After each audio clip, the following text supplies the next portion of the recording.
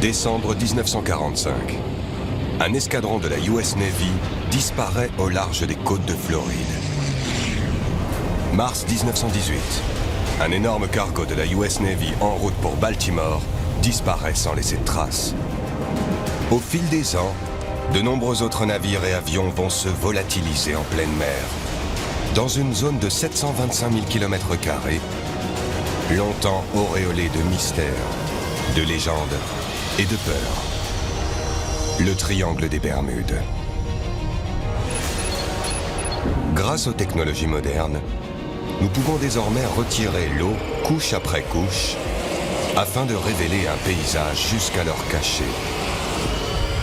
Nous allons vider le triangle des Bermudes. Nous nous enfoncerons dans ses profondeurs afin d'explorer ses recoins les plus sombres. Et nous tenterons de résoudre quelques-uns de ses plus grands mystères. Une fois l'eau entièrement vidée, qu'allons-nous trouver au fond du triangle des Bermudes ?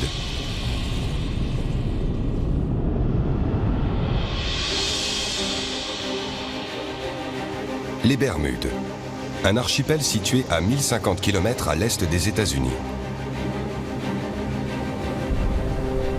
Pendant des siècles, il a servi de refuge aux flottes de l'Atlantique. Mais les eaux de l'archipel constituent un piège mortel. Les Bermudes peuvent sembler paradisiaques, mais elles représentent une menace pour les marins qui ne connaissent pas bien la zone. Le nom Bermude suffit à inspirer la peur chez de nombreux marins qui ont rebaptisé l'archipel l'île des démons. Le paradoxe de ce lieu paradisiaque, c'est que pendant 200 ou 300 ans, ça a été un cimetière de bateaux. En tant que gardien d'épave, il est du ressort de Philippe Rouja de dépister et de recenser toutes les épaves historiques des Bermudes. Et il a de quoi faire. Ces eaux en abriteraient jusqu'à 300.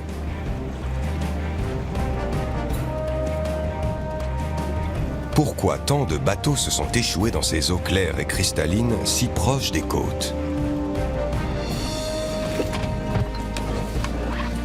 Aujourd'hui, Philippe doit examiner plusieurs épaves qui pourraient bien nous aider à faire la lumière sur ce mystère.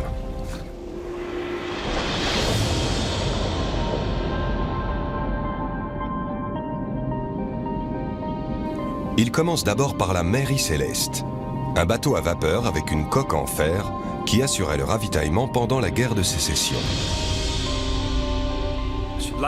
Elle a quitté les Bermudes et a mis le cap au sud avant de sombrer juste ici. C'est étrange parce que nous ne sommes qu'à 800 mètres des côtes. Ce jour-là, en plus, la mer était calme. Tout ça est un peu étrange. On aimerait comprendre ce qui a bien pu se passer.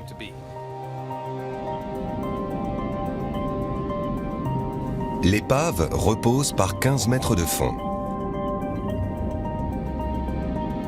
La roue à aube du bateau est facilement reconnaissable. Plus loin, sur la côte, on découvre une autre épave, le Constellation. Et plus loin encore, voici le Montana.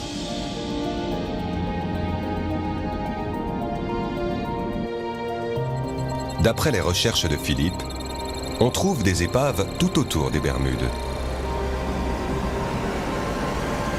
Il apparaît évident que quelque chose dans ces eaux représente une menace mortelle pour les navires.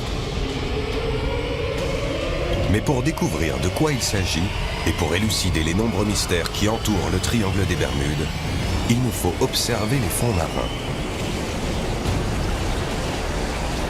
Pour cela, nous devons vider l'océan, couche après couche, afin de révéler un paysage sous-marin extraordinaire. Encore jamais vu auparavant. Il est désormais possible d'observer les profondeurs du triangle des Bermudes grâce à une technologie en plein essor appelée cartographie par sonar. La cartographie par sonar envoie des ondes sonores vers les fonds marins. Le signal retour permet d'estimer la forme et la profondeur des terres situées en dessous. Cette technologie pourrait nous aider à comprendre pourquoi on trouve des centaines d'épaves autour de l'archipel.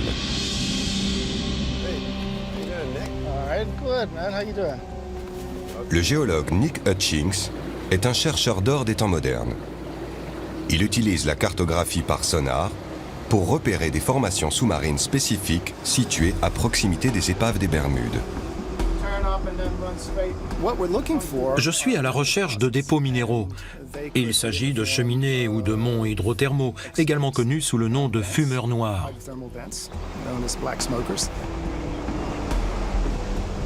Nick pense que ces cheminées aujourd'hui éteintes pourraient renfermer des métaux et des minéraux rares. On pense pouvoir trouver de l'or et du cuivre.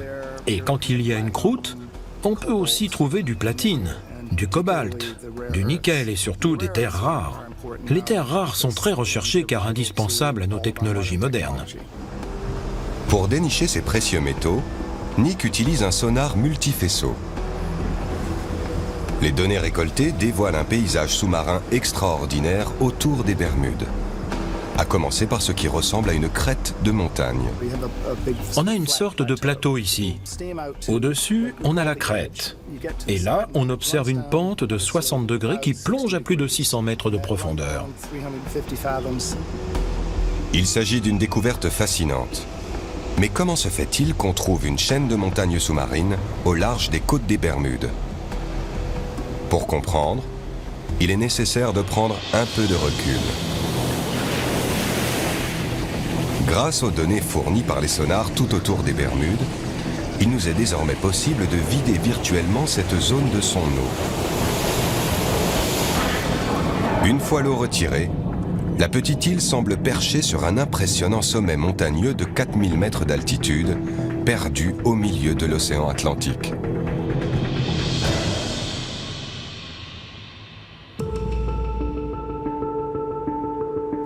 Mandy Scheller est cartographe auprès du gouvernement des Bermudes. Elle est encore sous le choc de ces révélations. C'est génial que nous disposions de cette nouvelle technologie qui nous permet de voir ce qui se passe sous la surface de l'océan. Voici la vue qu'on aurait depuis le sommet de la montagne des Bermudes si on regardait vers le sud et vers les Caraïbes une fois toute l'eau retirée. On découvre une gigantesque plaine devant nos yeux. C'est extraordinaire de trouver une montagne au milieu de nulle part.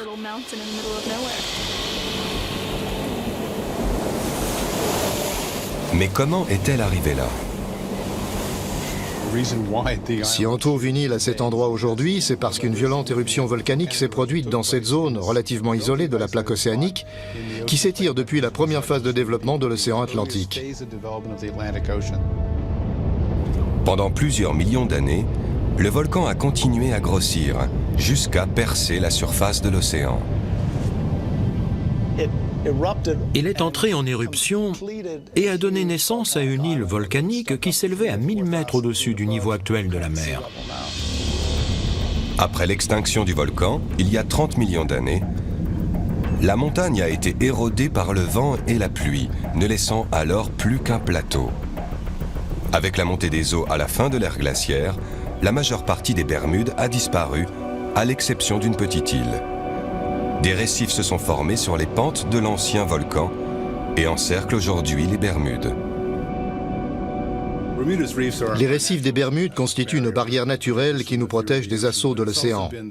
Mais ils ont aussi causé la perte de nombreux marins. Ces récifs sont potentiellement mortels pour les navires. Mais ce qui vit sur ces récifs représente une menace bien plus grande encore. Ici, on les appelle des brisants. Les brisants sont composés d'algues rocheuses et de coquilles de millions de minuscules mollusques. Ensemble, ils forment une structure calcaire très dure qui peut s'élever à près de 12 mètres de haut et dont le sommet perce parfois la surface à marée basse. Les brisants sont plus durs que les récifs qui les entourent. Cela explique qu'ils aient survécu et que le processus à l'origine de leur création ait perduré. Les bateaux qui percutent les brisants, qu'ils soient en bois ou en métal, risquent de sérieux dégâts. Les brisants ont parfois des sommets acérés capables d'ouvrir la coque d'un bateau comme un vulgaire ouvre-boîte et de le faire couler en un rien de temps. Et c'est par temps calme qu'ils sont le plus dangereux. Ce qu'il y a d'ironique avec les brisants, c'est qu'ils sont surtout visibles quand il y a des vagues et de la houle. Les brisants sont bien plus dangereux par mer calme parce qu'on a du mal à les voir. Les brisants sont à l'origine de nombreux naufrages aux Bermudes, dont celui de la Mary Céleste. Cette menace cachée qui encercle les Bermudes est un héritage mortel du passé volcanique de l'archipel. Vider l'eau des Bermudes a permis d'expliquer la présence de centaines d'épaves dans la région. Mais il ne s'agit que d'un petit coin d'un vaste triangle qui s'étire au nord des Bermudes, au sud à Porto Rico et à l'ouest aux côtes de la Floride. Un vol datant de la Seconde Guerre mondiale et parti de Floride a fini d'asseoir le mythe du triangle des Bermudes. Il s'agit du vol 19, surnommé la patrouille perdue. Une équipe de plongeurs s'apprête à partir à la recherche d'un appareil impliqué dans les étranges événements de ce jour-là. En continuant à vider l'eau, nous parviendrons peut-être à trouver la clé de ce mystère. 5 décembre 1945. 5 bombardiers Avenger décollent de la base navale de Fort Lauderdale en Floride. Cette mission a pour nom de code Vol 19. Il s'agit d'un entraînement de routine le long des côtes de l'Atlantique. Aux commandes, le lieutenant de la marine Charles Taylor, un pilote très expérimenté. Il a mené des dizaines de missions d'entraînement, mais il connaît mal cette zone de la côte.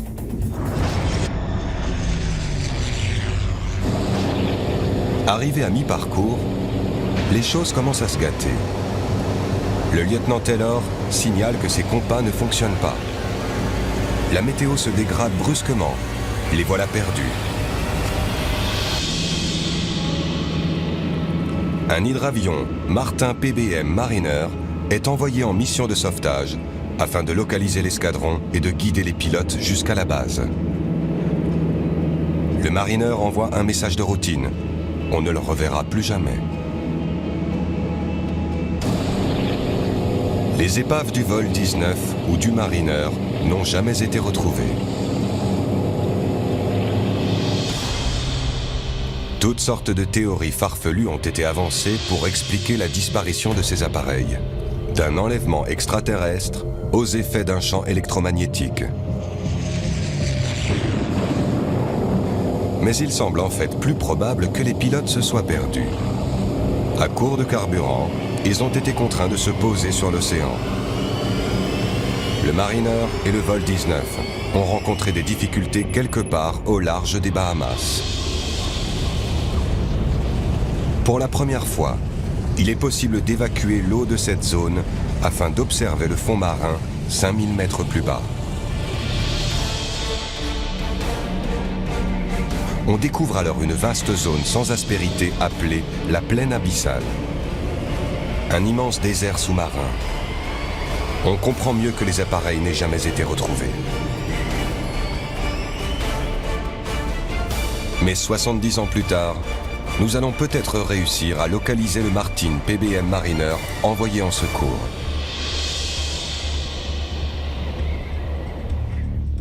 Mike Barnett est un plongeur spécialisé dans la recherche d'avions disparus. Il a passé plusieurs années à enquêter sur le vol 19. Il pense maintenant savoir où s'est écrasé le Mariner. J'ai essayé de recréer le parcours de vol dans ma tête afin de déterminer où cet appareil avait pu tomber. Il est parti de la base aérienne de Banana River. Il a volé vers le nord jusqu'à Cap Canaveral, puis s'est éloigné des côtes jusqu'à la zone de recherche qui lui avait été assignée.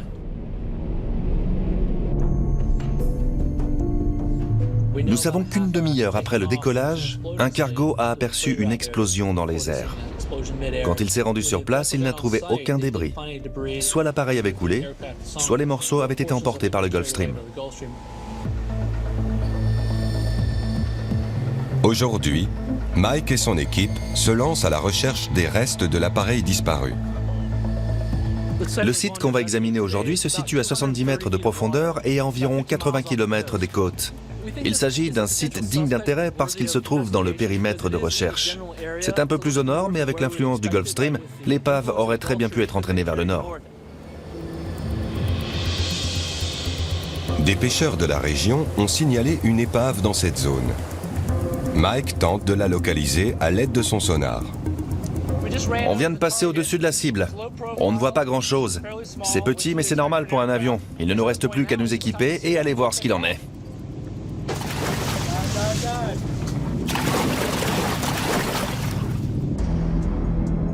La cible se situe à 69 mètres de profondeur. Mike pense qu'il s'agit d'un avion, mais il ignore si c'est bien le Mariner. La visibilité à cette profondeur est très limitée, et un fort courant rend les recherches difficiles. On sait qu'on est proche. Il y a des tas de poissons et on sait que les épaves attirent les poissons. Soudain, au milieu de l'obscurité, les plongeurs aperçoivent quelque chose. C'est le train avant de l'appareil. Juste à côté, ils découvrent le fuselage rouillé d'un gros avion. Ce site est très intéressant. On y trouve plusieurs structures intactes. En général, on retrouve ces appareils en pièces détachées sur le fond marin. Alors trouver quelque chose comme ça, c'est vraiment extraordinaire. S'agit-il de l'épave de l'avion de sauvetage?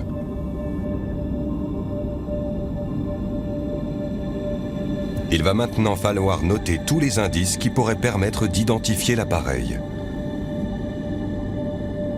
Les plongeurs viennent de repérer des pylônes le long des ailes ayant pu servir à fixer des flotteurs. Il semble s'agir d'un appareil amphibie. Les hublots le long du fuselage coïncident bien avec ceux d'un Mariner. La forme du stabilisateur horizontal semble également correspondre aux photos de l'appareil disparu. Tout laisse penser qu'il s'agit du Mariner amphibie. Mais l'équipe n'a pas encore trouvé de preuves irréfutables. C'est un avion, ça ne fait aucun doute. Mais je préfère être prudent. Il présente des caractéristiques intéressantes. Il y a de nombreuses choses qu'on s'attend à trouver sur un avion de sauvetage. Mais je préfère remonter pour visionner les vidéos. Je suis aux anges, mais tout ça mérite un examen plus approfondi.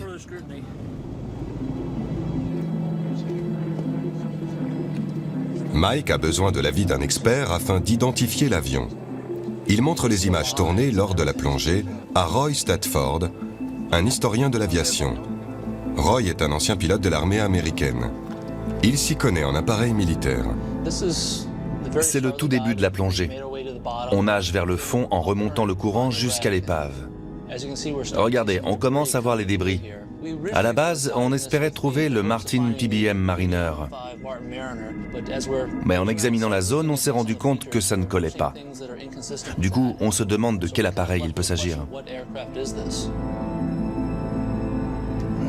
En se basant sur le système de freinage et sur la roue, je peux vous affirmer qu'il s'agit d'un avion datant d'après la Seconde Guerre mondiale. On dirait une partie du cockpit, le sommet du pare-brise. Roy est certain qu'il ne s'agit pas de l'épave du Mariner qu'il recherche. Mais s'il ne s'agit pas de l'avion envoyé en mission de sauvetage, de quoi s'agit-il alors? La réponse à cette question pourrait aider à résoudre un autre mystère du triangle. Vous avez vu ce hublot? Il semble être conçu pour accueillir un appareil photo. Absolument. Il y en a plusieurs à l'intérieur, ils sont bien visibles. Ça a tout de suite attiré notre attention. Il s'agit d'un biréacteur. Je ne vois que deux possibilités. Avec ces deux pylônes, un de chaque côté, il peut s'agir d'un RB-66, qui n'a absolument aucune raison de se trouver dans cette zone, ou bien d'un A3. Il ne faut pas longtemps à Roy pour identifier de façon certaine le type de l'appareil. Il s'agit d'un A3 Skywarrior. C'est évident lorsqu'on examine le fuselage, les pylônes sous les ailes, ainsi que l'angle de flèche et le fait que le train d'atterrissage se trouve à l'intérieur du fuselage. Ça prouve sans aucun doute qu'on a affaire à un A3 Skywarrior. L'A3 Skywarrior était à l'époque le plus gros bombardier embarqué de la US Navy. Des documents de l'armée montrent qu'en 1960, un appareil s'est écrasé dans cette zone lors de son atterrissage sur un porte-avions.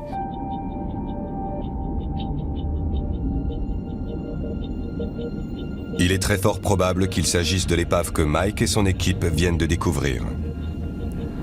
Mais le vol 19 et le Mariner restent toujours introuvables. Les recherches continuent pour retrouver cet appareil. On sait qu'il est par ici. Si nous évacuions toute l'eau de la plaine abyssale qui entoure les Bahamas, nous serions alors certains de retrouver la patrouille perdue. Et si l'on se base sur l'état dans lequel on a retrouvé les autres épaves, voici alors ce qu'on pourrait espérer retrouver après 70 années passées dans l'eau. Si nous continuions à vider l'eau du triangle des Bermudes et à nous enfoncer encore plus profondément, nous rencontrerions un autre phénomène étrange. Aux Bahamas, de vieilles légendes font état de monstres marins cachés dans des grottes sous-marines. Des monstres capables de dévorer des hommes, mais aussi des bateaux. Les scientifiques s'apprêtent à découvrir ce qui se cache derrière ces légendes.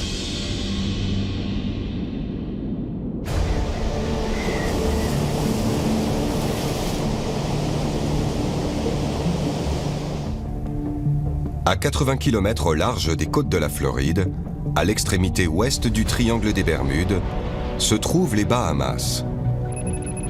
Un archipel de plus de 700 îles. C'est ici qu'on trouve l'une des forces naturelles les plus étranges du triangle des Bermudes.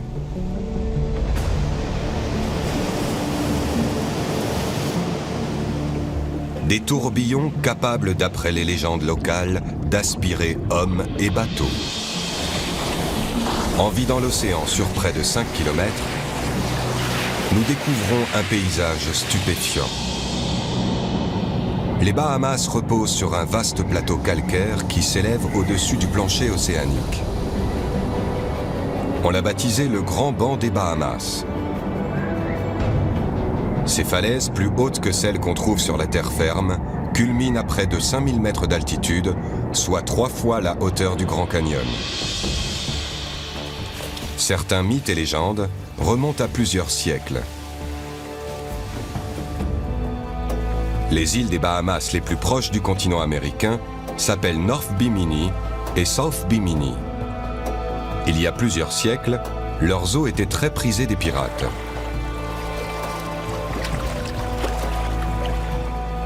Si l'on en croit la mythologie du triangle des Bermudes, cet endroit abritait autrefois un lieu mystique.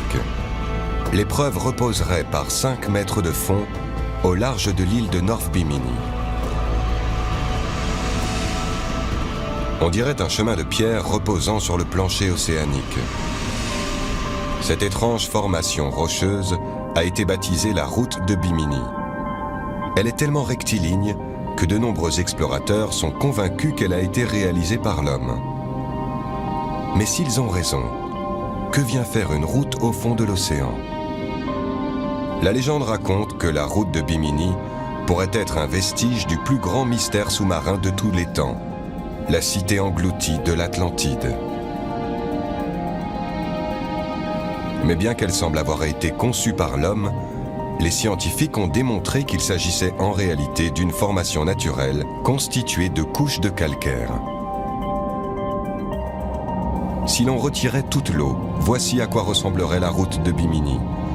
Les recherches pour retrouver l'Atlantide continuent. Mais la route de Bimini n'est pas la seule formation singulière qu'on trouve dans les eaux qui entourent les Bahamas. Sur l'île de Long Island, dans le sud des Bahamas, on a découvert une série de formations plus étranges encore. Tom Ailef est professeur de biologie marine. Il étudie la région depuis plus de 25 ans. Il n'a peut-être pas encore trouvé l'emplacement de l'Atlantide, mais ses découvertes n'en sont pas moins étonnantes et mystérieuses. Voici un lieu vraiment unique en son genre. On l'appelle Grotto. Il est situé derrière une église espagnole abandonnée au milieu des bois. Il s'agit de l'un des nombreux trous bleus des Bahamas. Ces trous ont été causés par l'effondrement du plafond de certaines cavités creusées dans la roche. On ne s'attend pas à trouver un cénote au beau milieu de l'île contenant de l'eau saumâtre, autrement dit, un mélange d'eau salée et d'eau douce. Ce qui est extraordinaire, c'est qu'on y trouve tout un tas d'animaux intéressants. On a notamment découvert de grosses crevettes d'eau douce. On constate une surabondance de vie sous-marine à l'intérieur des trous bleus. Mais comment cela est-il possible? D'où provient cette eau salée? Et pourquoi trouve-t-on autant de formes de vie sous-marine? La réponse se cache peut-être au fond de cet autre trou bleu, situé plus près de la côte. La taille de ce trou bleu, situé à quelques mètres seulement de l'océan, est sans commune mesure avec celle de Grotto. Depuis les airs, on prend mieux conscience de sa profondeur. Il s'enfonce à plusieurs centaines de mètres sous le niveau de la mer. Voici le trou bleu de Dean, le plus grand et le plus profond de tous. Tom Aylef, qui l'a exploré à de nombreuses reprises, est bien conscient des dangers qu'il représente. Il arrive parfois que des gens s'approchent trop près du bord. Les pentes sablonneuses sont souvent très raides. Si vous ne faites pas attention, un pas de trop et c'est la glissade assurée. Le trou bleu de Dean a déjà fait plusieurs victimes. Les locaux préfèrent garder leur distance, terrorisés par les histoires surnaturelles qui entourent ces lieux. Aux Bahamas, il existe de nombreuses légendes populaires liées au trou bleu. L'une d'elles raconte qu'un monstre appelé Lasca vivrait au fond du trou bleu. L'eau qu'on voit entrer et sortir, ce serait en fait le monstre Lasca qui inspire et expire de l'eau. On raconte aussi que des bateaux qui naviguaient trop près du trou auraient été aspirés vers le fond par les inspirations de Lasca. Aussi incroyable que cela puisse paraître, Tom a observé des tourbillons au trou bleu de Dean semblables à ceux mentionnés dans les légendes. À marée montante, j'ai déjà vu jusqu'à 3 vortex ou tourbillons aspirer l'eau simultanément au fond de la grotte. Tom espère trouver une explication rationnelle à cet étrange phénomène. Il s'opère un effet de marée. Mais se pourrait-il qu'il y ait d'autres forces en jeu dans les profondeurs de ce trou bleu en grande partie inexploré? Le seul moyen d'en avoir le cœur net, c'est de plonger. Tom explore les trous bleus des Bahamas depuis plus de 20 ans, mais il est toujours aussi impressionné. Ce sont des portes d'entrée vers un autre monde. Quand on plonge, on découvre un décor qui ne ressemble à aucun autre sur cette planète. Les trous bleus sont des phénomènes naturels insolites que les géologues pensent avoir percés à jour. Lors de la dernière ère glaciaire, le niveau des mers était plus bas. Ces rochers calcaires se trouvaient alors au-dessus de la surface. Des pluies acides se sont infiltrées, érodant le calcaire et provoquant l'apparition de gros trous dans la roche. Il arrive parfois que le plafond des cavités s'effondre, créant alors la forme typique de bouteilles associée au trou bleu. Avec l'élévation du niveau des mers à la fin de l'ère glaciaire, la structure s'est retrouvée entièrement submergée. Tom se lance à l'assaut du trou bleu de Dean quand soudain, le passage s'élargit. Arrivé à une profondeur de 20 mètres, on débouche dans une chambre d'une trentaine de mètres de diamètre. Si on continue à descendre jusqu'à une profondeur de 25 mètres, les parois s'élargissent et la chambre double de taille et peut même atteindre jusqu'à 90 mètres de diamètre. À 36 mètres de profondeur, Tom aperçoit ce qui ressemble à des tunnels latéraux partant du tunnel principal. Ils sont petits, mais ils exercent une puissante force de succion. On a senti de forts courants qui essayaient de nous aspirer. On a seulement parcouru une petite distance, mais sur le chemin du retour, il a vraiment fallu s'aider des mains pour ne pas se faire aspirer. 45 mètres, c'est la limite pour Tom. Il ne s'est jamais aventuré plus loin. Seul un petit nombre de plongeurs spécialisés s'y est risqué. L'un d'eux est même descendu à 202 mètres. Mais les profondeurs restent en grande partie inexplorées. Tom est persuadé qu'il y a encore beaucoup à découvrir. Des tunnels cachés, reliant les différents trous bleus et permettant à l'eau de mer et à la vie sous-marine de pénétrer à l'intérieur des terres. Si on continue à s'enfoncer dans les profondeurs, là où les flots nous entraînent, le courant doit être très puissant. J'imagine qu'il est tellement fort qu'il doit être impossible de lutter. On doit se sentir comme aspiré au fond du trou par la marée.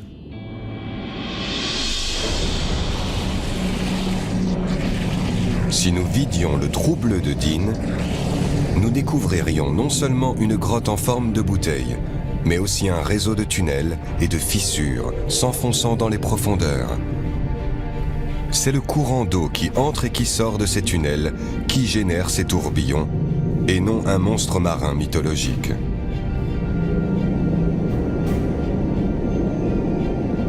Sans l'eau, le trou bleu de Dean n'est qu'une structure géologique certes menaçante, mais entièrement naturelle. Les trous bleus des Bahamas ont commencé à nous révéler certains de leurs secrets. Mais il reste encore de nombreux phénomènes inexpliqués à l'œuvre dans le triangle des Bermudes.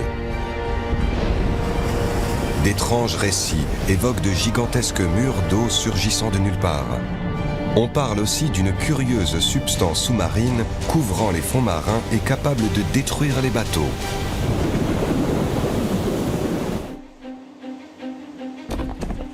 Mars 1918. Un cargo de la US Navy quitte le port de la Barbade. Le USS Cyclops est un énorme porteur de 19 000 tonnes.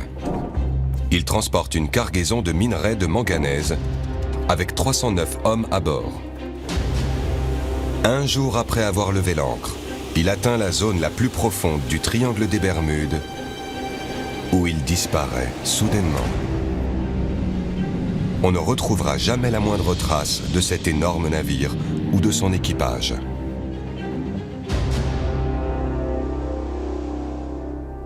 Pour Marvin Barash, cette histoire est avant tout une tragédie personnelle. Mon grand-oncle, Lawrence Merkel, était pompier à bord du navire. Il avait une vingtaine d'années. Il fait partie des 309 disparus. Quand un navire coule, on retrouve généralement des objets, que ce soit un morceau de canot de sauvetage, une partie de la cargaison ou bien des débris. On retrouve toujours quelque chose, mais là, on n'a rien retrouvé.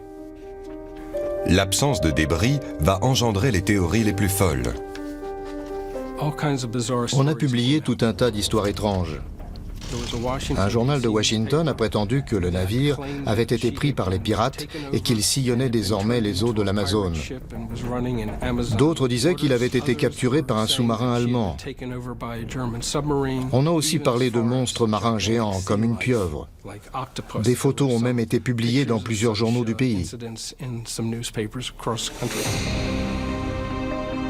Marvin s'est donné pour mission de trouver ce qui est réellement arrivé au Cyclops. Il a étudié tous les documents et toutes les archives en rapport avec le navire.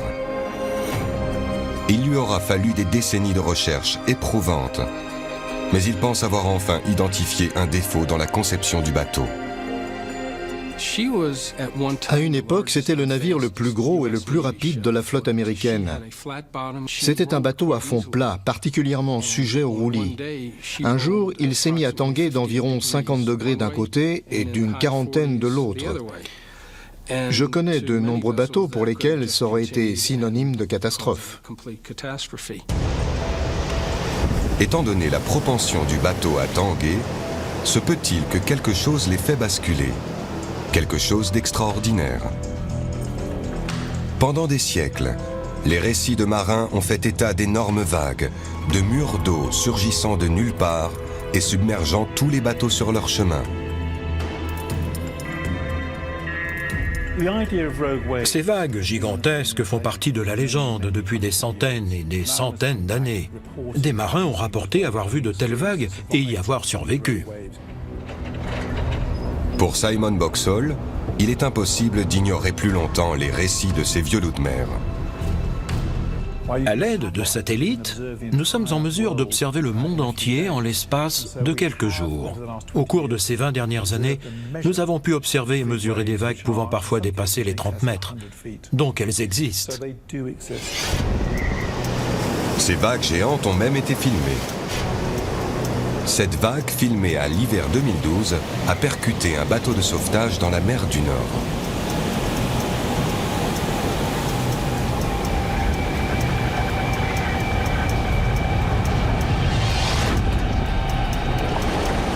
Étant donné les conditions météorologiques extrêmes rencontrées dans le triangle des Bermudes, pourrait-on y observer des vagues de taille similaire? On a l'Atlantique Nord, des tempêtes équatoriales, de nombreux ouragans, des tempêtes en provenance du golfe du Mexique. Tout cela crée une mer instable et agitée, avec des vagues gigantesques.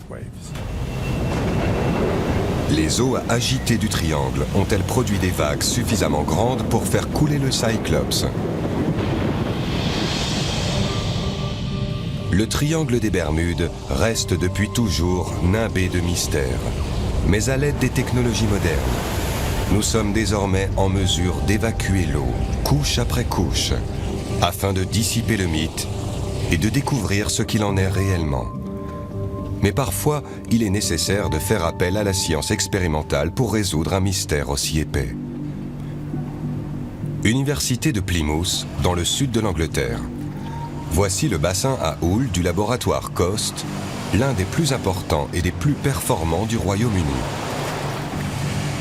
Il est en mesure de simuler toutes les conditions océaniques pouvant survenir dans le triangle des Bermudes. Les scientifiques prennent la notion de vague géante très au sérieux. Aujourd'hui, les océanographes réalisent une expérience afin de déterminer si une grosse vague a pu faire couler un navire aussi gros que le Cyclops.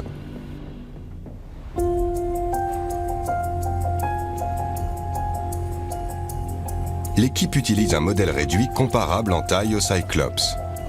Les chercheurs le placent directement sur le chemin de la vague géante.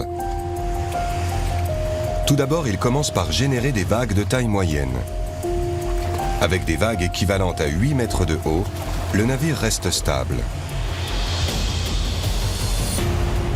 Mais lors de la rencontre de deux fronts orageux, on observe une interférence au niveau de la structure des vagues. Soudain, comme surgie de nulle part, une vague géante apparaît. C'est l'équivalent d'une vague de plus de 15 mètres de haut. Son impact sur le modèle réduit est on ne peut plus clair.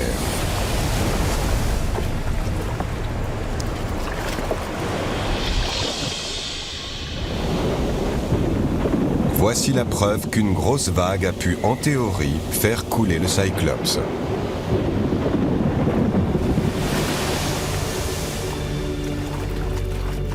Mais un autre phénomène étrange pourrait être en cause dans la perte du bateau. Pour l'observer, nous devons retirer encore plus d'eau du triangle des Bermudes. Sur le fond marin, à 350 mètres de profondeur, on trouve un étrange dépôt laiteux et collant. Une seule parcelle suffirait à recouvrir la presqu'île de Manhattan. Il s'agit d'une substance appelée hydrate de méthane. Ces hydrates de méthane sont le résultat de la décomposition de matières organiques mortes, poissons, plantes, plancton, qui finissent par s'amonceler sur les fonds marins où ils se dégradent sous l'effet des bactéries et des microbes. Cette image montre une accumulation d'hydrates de méthane sur les fonds marins. Le méthane peut aussi se retrouver emprisonné dans des poches sous le plancher océanique. En 1981, en mer de Chine méridionale, un navire de forage a percé une poche de gaz peu profonde. En remontant à la surface, le gaz a déséquilibré le bateau qui a fini par chavirer et par couler. Une perturbation de grande ampleur au niveau du plancher océanique, comme un tremblement de terre ou un glissement de terrain, risquerait de déloger une quantité non négligeable d'hydrate de méthane. Cette quantité, en remontant à la surface, pourrait se transformer en gaz.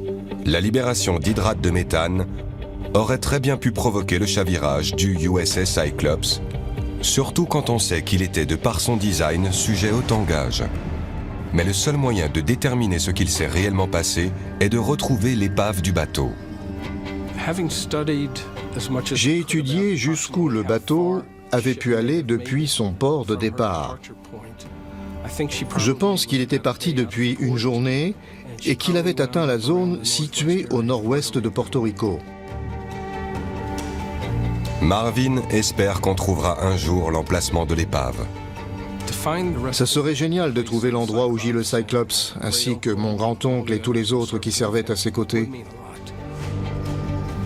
Mais si les calculs de Marvin sont exacts, le bateau risque de ne pas être facile à retrouver. Une fois asséchée, la zone a révélé une fosse de 8 km de profondeur, la fosse de Porto Rico. C'est le point le plus profond du triangle et même de l'océan Atlantique tout entier.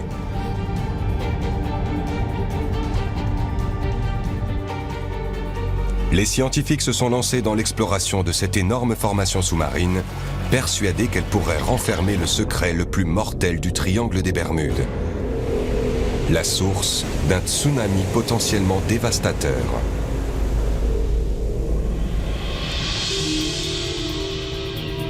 La zone la plus profonde du triangle des Bermudes, la fosse de Porto Rico, pourrait bien abriter un secret mortel. Les scientifiques se sont lancés dans une course contre la montre afin d'explorer cette région sous-marine difficilement accessible. Ici, dans le laboratoire d'imagerie à distance de la National Geographic Society, ils ont mis au point une nouvelle technologie permettant de filmer les profondeurs de l'océan. Une technique baptisée DropCam. Cela représente un véritable défi d'envoyer une caméra dans les profondeurs de l'océan. Quand on plonge quoi que ce soit dans l'eau, le poids de la colonne risque de peser sur le système. Imaginez le poids de 8000 mètres d'eau reposant sur une bulle en verre. La pression est très élevée, on est à plus d'une centaine de bars. Après des années de mise au point, l'ingénieur en chef Eric Berkenpass est enfin prêt à tester sa caméra au large des côtes chiliennes. L'appareil n'est pas motorisé. C'est un poids qui l'entraîne vers le fond. On avait la boule au ventre au moment où on l'a jeté à l'eau. C'était très impressionnant. Une fois l'équipe arrivée au-dessus de la fosse de Porto Rico, il faut 1h30 à la caméra pour parcourir les 8 km qui la séparent du fond. L'appareil est programmé pour passer quelques heures dans les fonds marins avant de refaire surface et de transmettre sa position. Ça a été un vrai soulagement d'entendre le signal sur nos radiotransmetteurs et de voir sa position satellite. Voici les premières images du fond de la fosse de Porto Rico à 8 km de profondeur. Le projet d'imagerie des fonds marins nous offre un aperçu de l'une des grandes régions inexplorées de la planète. Mais il ne s'agit que d'une série de clichés ne couvrant qu'une zone de quelques mètres carrés à la fois. Afin de vider l'ensemble de la fosse de Porto Rico, nous avons besoin de données complémentaires. Yuri Tenbrink est un scientifique spécialisé dans les sondages géologiques. Sa mission est de cartographier l'ensemble de la fosse. Et il pense qu'il est urgent de le faire. Nous avons commencé à étudier cette fosse parce qu'elle est très similaire d'un point de vue géométrique à celle de Java, où se sont produits le tremblement de terre et le tsunami en 2004. Il y a de quoi s'inquiéter car un tremblement de terre de magnitude 9 dans la fosse de Porto Rico pourrait déclencher un tsunami qui risquerait de frapper la côte est des États-Unis et même l'Europe. L'équipe de Yuri a déployé des véhicules sous-marins téléguidés appelés ROV afin de scanner la fosse et d'évaluer le risque de tsunami. Les ROV émettent des impulsions sonores afin d'obtenir une lecture la plus précise possible. La carte en 3D révèle les parois abruptes de vastes canyons sous-marins. Dans certaines vallées et dans certains rifts, les parois peuvent faire plusieurs milliers de mètres de haut. Les géologues savent depuis longtemps que cette fosse s'est formée lors du passage de la plaque nord-américaine sous la plaque Caraïbe. Mais ces nouvelles découvertes laissent penser que cela pourrait être propice à un glissement de terrain sous-marin.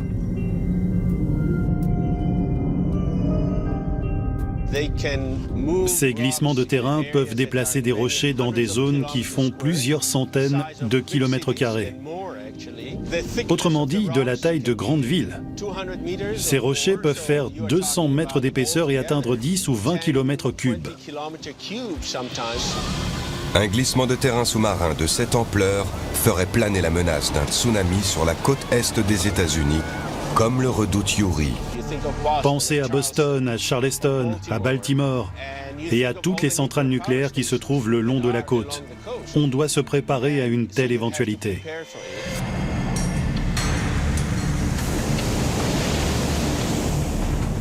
Après la catastrophe de Fukushima en 2011, on comprend mieux les conséquences d'un tsunami sur une centrale nucléaire insuffisamment protégée.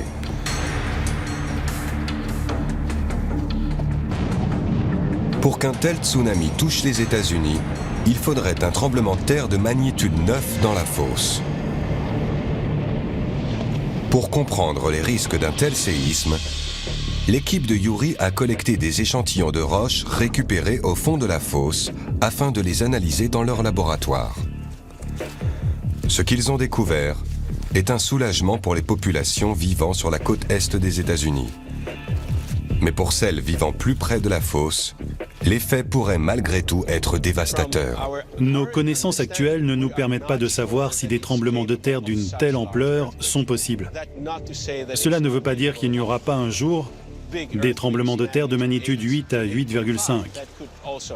Ils ne toucheront peut-être pas les côtes est des États-Unis, mais ils risqueraient de provoquer de gros dégâts dans les Caraïbes.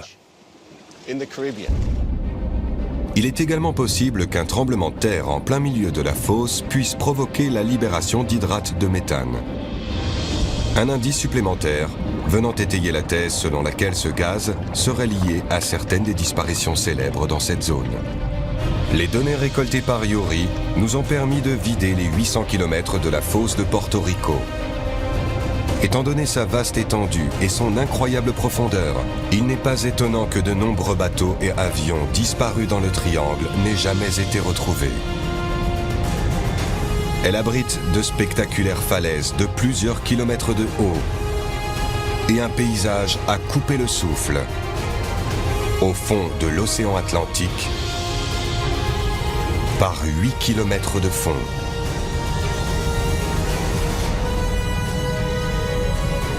En vidant le triangle des Bermudes, nous avons pu pour la première fois observer un terrain très varié.